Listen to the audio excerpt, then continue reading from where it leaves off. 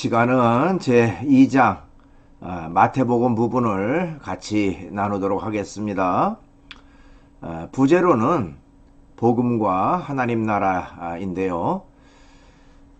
신약성경 가운데 맨 처음 나오는 책이 마태복음입니다. 우선 이 마태복음이라고 하는 것이 어떤 구조로 이루어졌는가 하는 개요적인 부분이 나오고요. 또 기본적으로 마태라는 인물이 어떤 인물인가, 그리고 마태복음이라고 하는 책의 내용은 어떤 내용으로 되어 있는가 하는 것이 나옵니다. 이어서 마태복음이라는 책에서 자주 등장하는 용어 중에 하나님 나라라는 용어가 있는데요.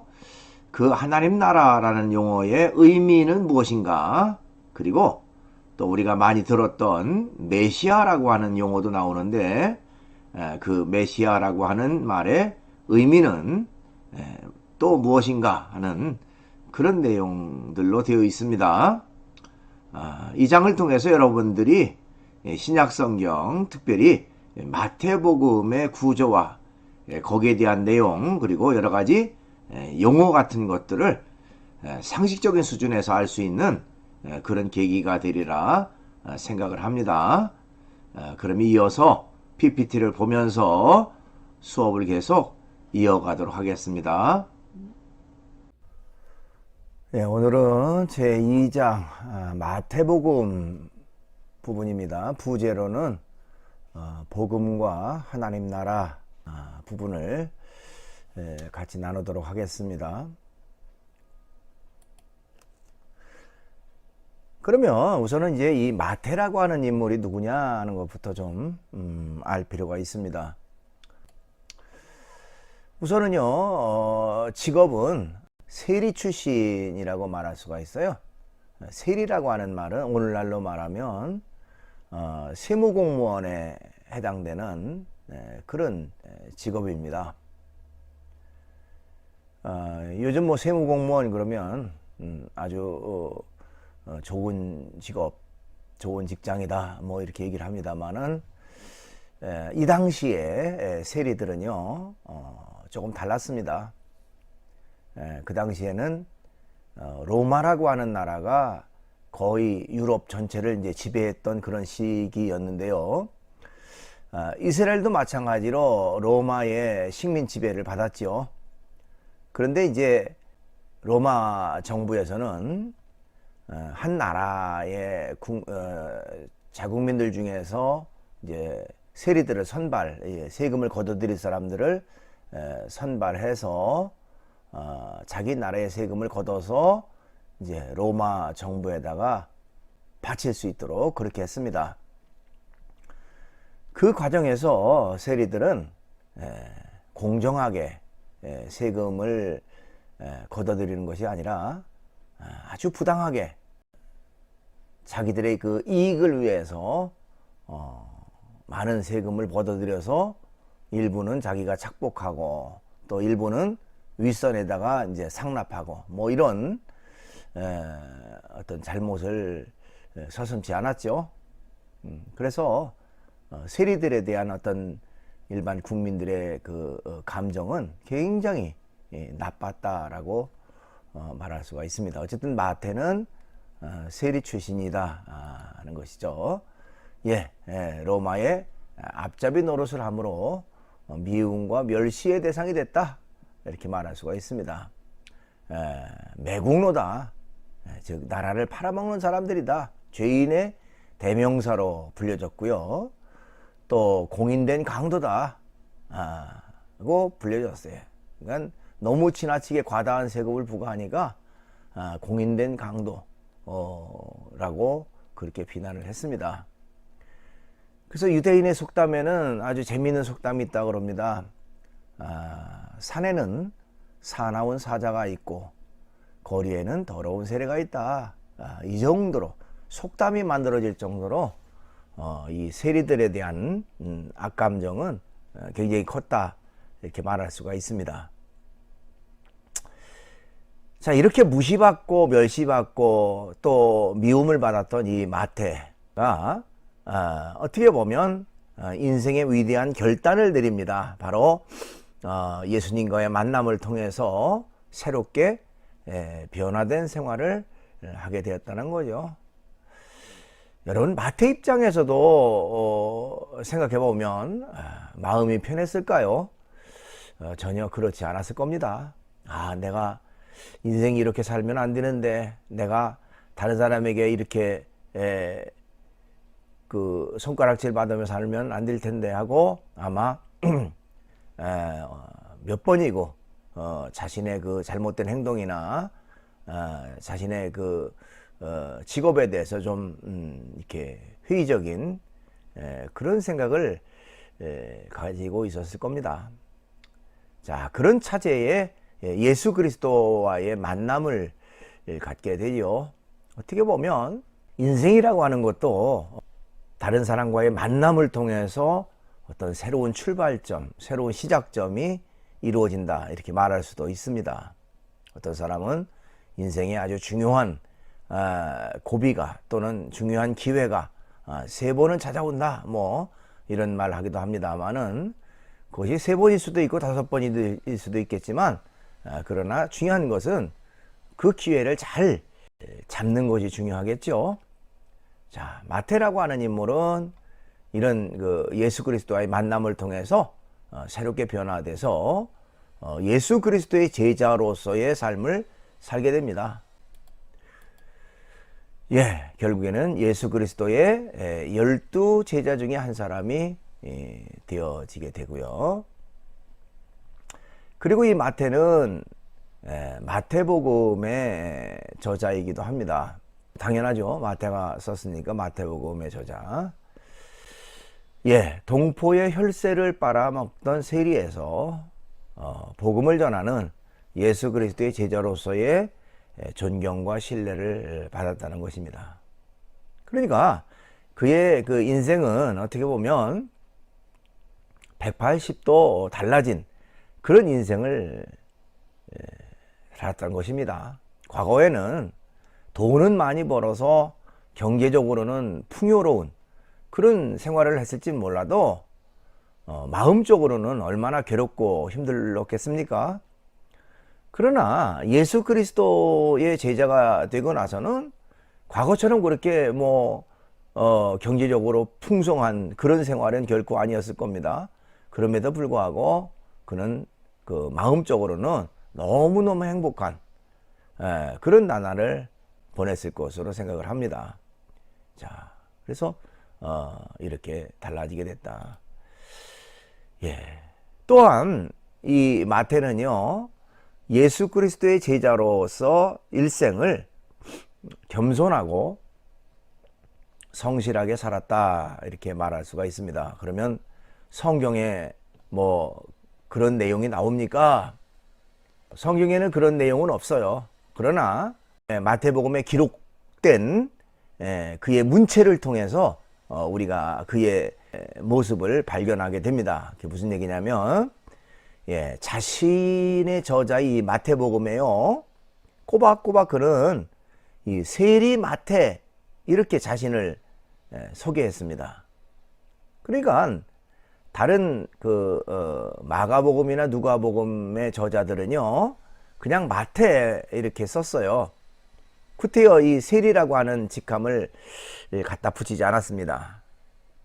그런데 마태는 자신이 기록한 책에 자신을 소개할 때에 항상 세리라고 하는 그 직함을 앞에다 붙였어요. 그 세리가 자랑스러워서 아주 명예로운 직함이기 때문에 붙인 것은 결코 아니죠. 그것은 오히려 의도적으로 자신을 낮추고 겸손함을 스스로 강조하는 그런 뜻이었다, 이렇게 말할 수가 있습니다. 나는 과거에 이렇게 못된 세리였어. 나는 이렇게 잘못된 사람이었어. 그러나 내가 예수 그리스도의 제자가 돼서 하고 늘 자신을 되뇌었던 그런 사람이 자만심에 빠져서 다른 사람 무시하고 살았겠습니까? 아주 겸손하게 성실하게 최선을 다해서 살았으리라 우리가 추정을 해 봅니다. 예, 이제 여러분 교재로 돌아와서요. 여러분 교재의 그 40조 위쪽에 보니까 유앙겔리온 뭐 이런 내용이 나옵니다. 도대체 유앙겔리온이라는 말이 무슨 말일까? 예, 그 1세기경에 로마 제국에서 황제가 좋은 소식을 가지고 올 때는요, 이를 전할 사람들을 먼저 이제 보냅니다. 그래서 시장이나 광장으로 먼저 보내서 유앙겔리온을 외치게 했습니다. 그러니까 황제에 앞서서 새로운 그런 소식을 가지고 오는 사람들을 선발해서 외치게 됐어요. 그 헬라어로 이 유앙겔리온이라고 하는 말은요, 널리 쓰인 통속어 용어로서 그 뜻은 복음, 즉 좋은 소식이다, 이런 의미를 가지고 있습니다. 시장 같은데 또 광장 많은 사람들이 모이는 곳에 가서 야, 좋은 소식 가지고 왔다, 좋은 소식이 있다라고 이제 외치게 했다는 것이죠. 그게 바로 복음이라고 하는 말의 의미이기도 하다 하는 것입니다. 그러면 이제 마태복음의 구조에 대해서 좀 살펴볼 필요가 있습니다. 마태복음이라는 책은 어떻게 이루어졌느냐, 개략적인 구조를 좀 알 필요가 있는데요. 예, 마태복음은요, 예수님의 가르침이 매우 조직적으로 배어 있다고 말할 수가 있습니다. 이제 앞으로 우리가 사복음서라고 하는 이 마태복음, 마가복음, 누가복음, 요한복음, 이 네 개의 복음서를 이제 차례대로 다룰 겁니다. 그럼 이 복음이라고 하는 말이 아까 좋은 소식의 의미를 담고 있다라고 얘기했죠. 그러면 우리가 복음서 그렇게 말한다면 어떤 내용을 담고 있느냐, 그 마태복음, 누가복음, 마가복음 뭐 이런 복음에는 복음이라는 말을 또 쉽게 말한다면 예수 그리스도의 생애를 기록한 책, 이렇게 말할 수도 있습니다. 그러니까 예수 그리스도가 어떤 분인지, 그의 탄생부터 또 그의 활동이나 그의 죽음이나 죽음 이후에 이런 사건들, 이런 여러 가지 것들을 기록한 것이 바로 복음서다, 이렇게 말할 수 있습니다. 어쨌든 마태복음은 예수님의 가르침이 아주 조직적으로, 체계적으로 잘 배열됐다, 그런 특징을 가지고 있다, 이렇게 말할 수 있는데요. 우선은 이제 예수님의 탄생 이야기가 앞부분에 나오고요. 예수님의 가르침에 대한 내용, 또 예수님의 죽음과 부활에 대한 내용이 이제 마태복음의 주요 내용입니다. 그 마태복음은 교육하기에 적합하게 구성되었기에 때로는 이 교사의 복음서, 이렇게 불려지기도 합니다. 그러니까 마태복음은 굉장히 체계적으로 잘 정리가 된 그런 책입니다. 그러니까 예수 그리스도라고 하는 한 인물에 대해서 굉장히 체계적으로 잘 정리가 돼서 마치 교사가 학생들에게 하나하나 차근차근 가르쳐 주듯이 마태복음을 통해서 예수 그리스도가 어떤 분인가 하는 것을 체계적으로 잘 가르치는 그런 교사의 복음서다, 이렇게 불리기도 합니다. 예, 마태복음은 어떤 책인가? 요거는 이제 우리 교재에, 지금 현재 교재에는 나와 있지 않지만 여러분들이 개략적으로 마태복음이라고 하는 책의 의미를 좀 알 필요가 있어서 정리를 해봤습니다. 예, 우선은요, 마태복음은 구약과 신약을 연결시켜주는 책이다, 이렇게 말할 수가 있어요. 실제로 여러분들이 그 성경을 보면 구약 성경과 신약 성경으로 크게 구분하는데요.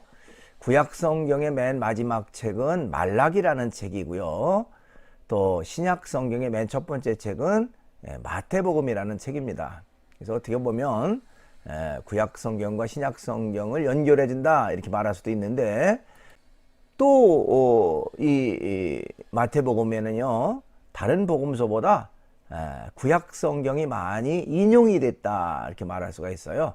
그러니까 구약 성경에 나와 있는 여러 가지 내용들이 이제 마태복음에 잘 인용이 돼서 구약 성경에 이렇게 기록이 되는데 그 내용은 이렇게 이루어졌다 뭐 하는 하나의 구약 성경에 나와 있는 그 예언의 내용이 신약 성경이 이 마태복음에 이렇게 성취가 됐다는 그런 내용으로 이제 기록을 했습니다. 그 다음에 아까도 좀 얘기했습니다만은 이 마태복음은요 예수님의 말씀을 체계적으로 정리한 책이다 이렇게 말할 수가 있어요. 굉장히 일목요연하게 체계적으로 잘 정리했다.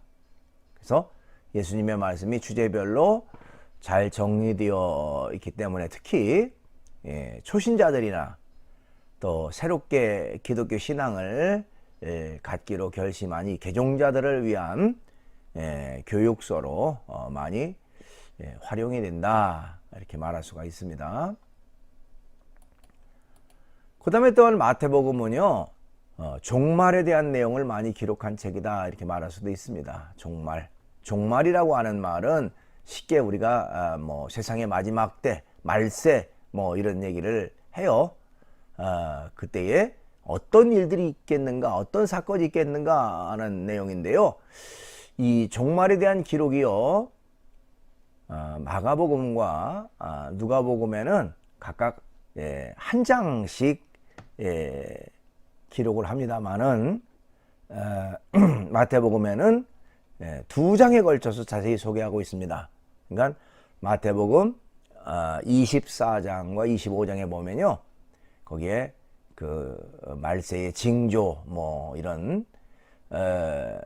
기근이 있고 처처에 뭐 지진이 일어나고 뭐 이렇게 쭉 그런 내용들이 나와요. 여러분들이 시간이 된다면 한번 마태복음 24장 25장을 읽어보면 이 종말에 대한 기록을 알 수가 있습니다. 이처럼 종말에 대한 내용을 많이 기록한 책이다 이렇게 말할 수도 있고요. 그렇습니다. 그 다음에 이제 다시 교재로 넘어와서요 본문에 나타난 그리스도 부분을 좀 살펴볼 필요가 있습니다. 마태복음에는요 예수님이 곧 메시아다, 또 이스라엘이 그토록 기다리던 왕이다 하는 것을 강조하고 있는 그런 책이라고 말할 수 있습니다. 아까 성경을 구약 성경과 신약 성경으로 이렇게 구분한다고 그랬죠. 근데 이 구약이라고 하는 책의 그 전체적인 내용의 종합적인 내용을 요약한다면 한마디로 메시아가 온다 하는 예언의 내용이라고 말할 수도 있어요. 메시아. 좀 이따 설명이 또 메시아 나오겠습니다만은 구세주라고 하는 의미를 담고 있는 메시아가 이 땅에 온다 하는 내용이 바로 구약 성경이고요. 신약 성경에는 메시아가 왔다, 그 메시아가 예수 그리스도다 하는 것을 기록한 책이 바로 신약 성경이라고 말할 수 있습니다. 그래서 바로 마태복음에는 예수님이 곧 메시아다, 또 이스라엘이 그토록 기다리던 왕이다 하는 것을 강조하고 있다 이렇게 말할 수 있습니다. 그럼 이제 메시아라는 말이 무엇일까요? 여러분 뭐 메시아 많이 말을 들어봤죠. 또 유명한 그 핸델의 메시아라고 하는 그런 클래식 곡이 있죠, 음악이. 어쨌든 이 메시아가 어떤 뜻일까 하는 것입니다. 자, 메시아라는 말은 기름 부음을 받은 자라는 의미의 히브리어입니다. 기름 부음을 받았다. 그 도대체 기름 부음을 받았다는 말이 무슨 뜻일까? 이 구약 성경에 보면요, 왕을 세울 때, 선지자를 세울 때 제사장을 세울 때 머리에 기름을 부어서 세웠어요. 하나의 그 의식이죠. 종교 의식. 그 기름은 이제 올리브유, 성경에는 이제 감람유라고 되어 있는데요. 올리브유를 머리에 부어서 그 사람을 왕이나 선지자나 제사장을 세웠습니다. 그런데 메시아라는 말이 기름 부음을 받았다, 그런 의미고요. 그런 면에서 메시아는 완전한 왕, 완전한 선지자, 완전한 제사장이다, 그런 의미가 있습니다. 그래서 마태복음에는 예수님이 곧 메시아라고 말하고 있습니다. 메시아란 말의 뜻은요, 우리나라 말로 말하면 구세주, 세상을 구원할 분, 또 구원자, 또 그리스도, 같은 의미로 쓰여지게 됩니다. 그래서 구세주나 구원자나 그리스도나 다 메시아를 의미한다, 이렇게 말할 수가 있습니다. 그 다음에 이제 쭉 넘어가서요, 핵심 주제와 메시지 부분을 좀 살펴볼 필요가 있습니다.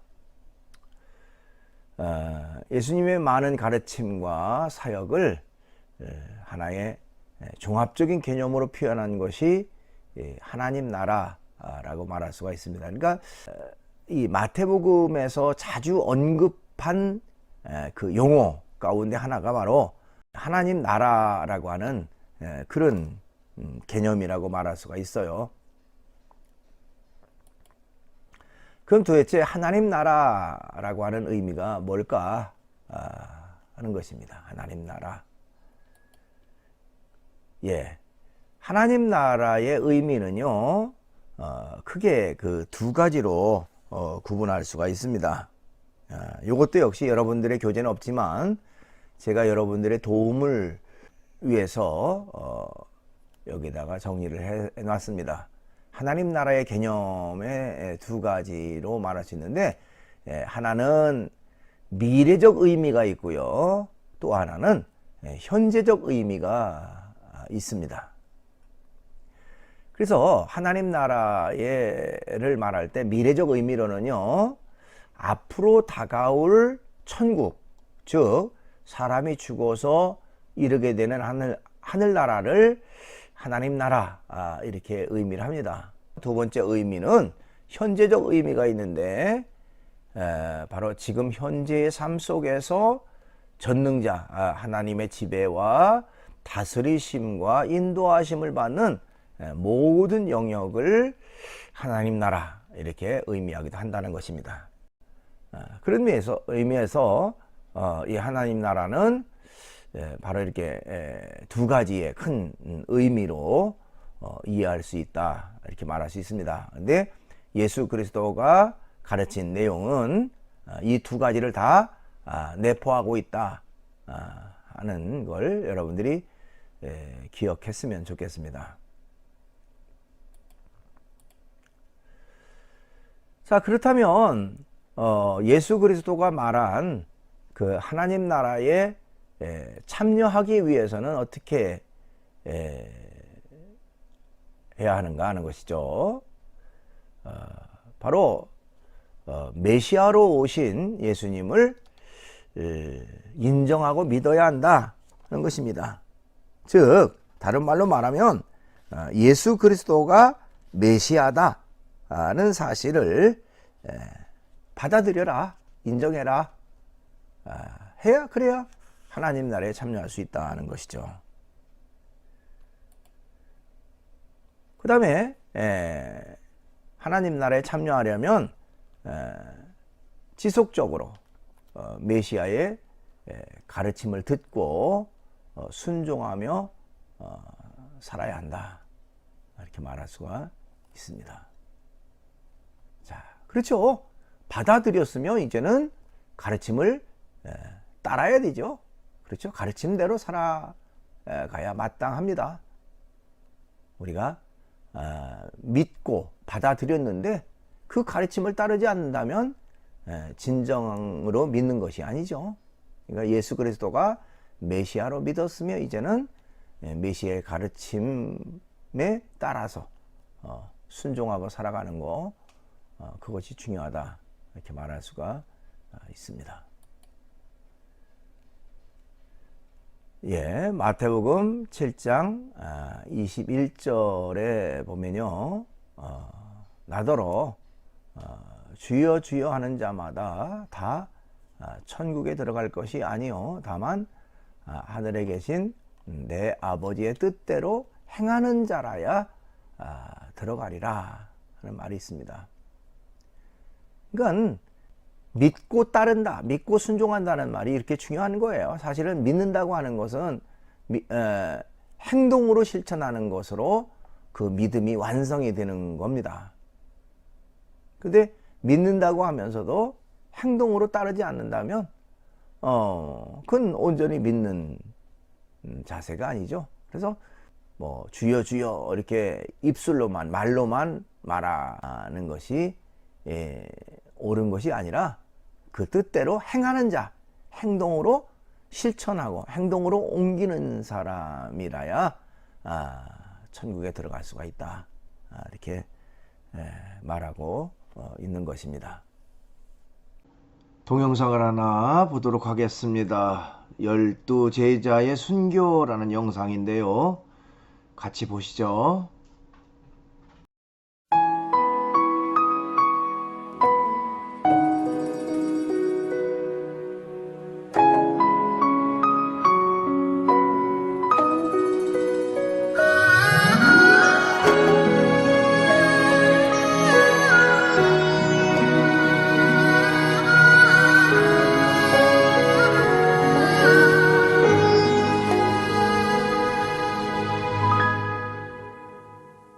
주님이 홀로 가신 그 길 나도 따라가오.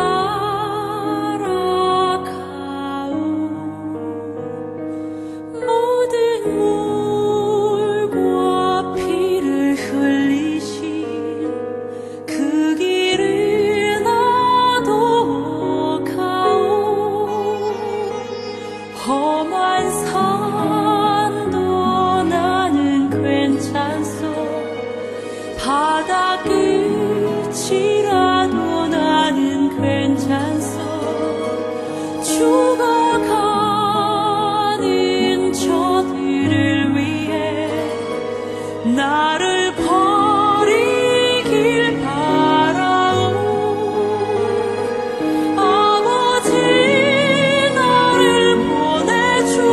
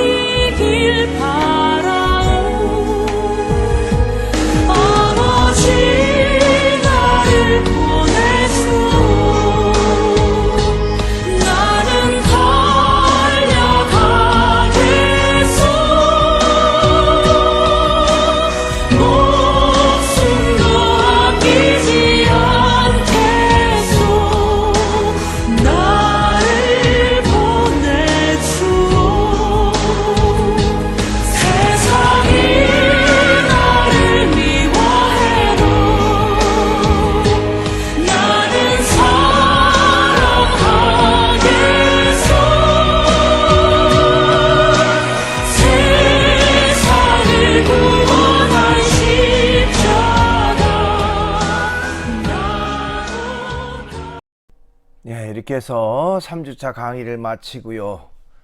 제 3주차 퀴즈는 메시아란 무슨 뜻인가요? 하는 것입니다.